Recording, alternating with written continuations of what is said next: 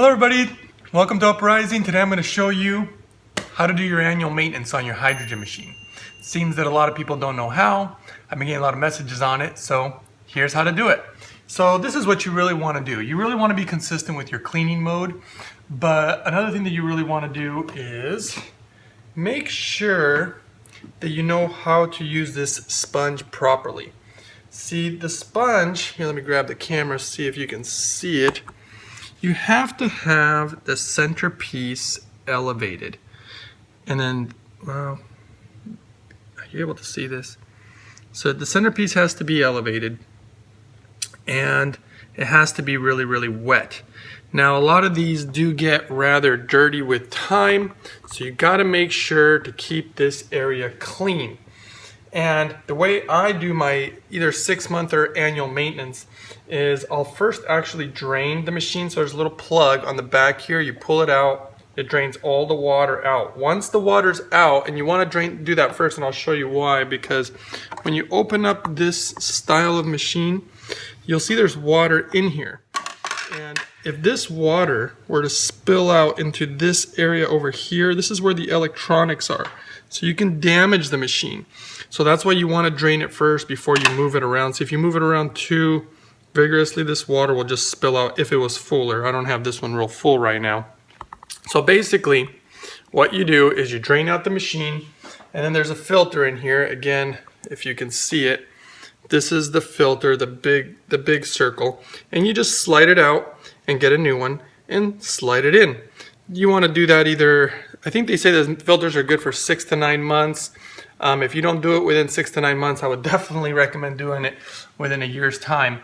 And then after you drain out all the water, I always wipe the tank, the inner tank, down with like some type of cloth, and I remove the sponge, clean it up if possible, if you need to, or just wring it out. But the important part is in here, there's a lot of dust and different things accumulate. You're gonna wipe it all down. Some of the spots are really hard to reach, so you want to get a Q-tip and just make sure to clean it up really, really good. If you can get a new sponge, that would be even better, because sometimes they get really mangled. In fact, this is what I did. Because I noticed that they get kind of old after time, and this is what I did with the sponge. Underneath the new, gosh, I can't get a good angle on here. Let's see here. So sorry here. Let's see. There we go.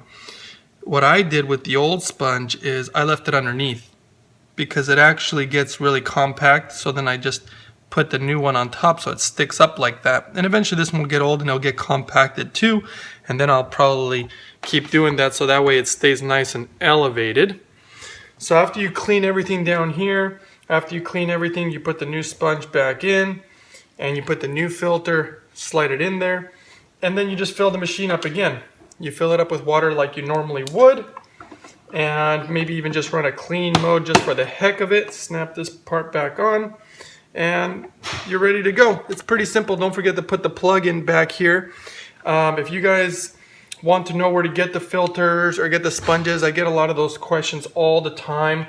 I'll put a link at the bottom of my, I'll put the link at the bottom somewhere to show you where you can get those type of things. And I hope this information helped, and we'll see you guys next time. Don't forget to like and subscribe if you're enjoying the videos, and yeah, we'll see you next time. Uprising of the spirits. Being put through now. Oh, can you hear it? It's the children who come to mind.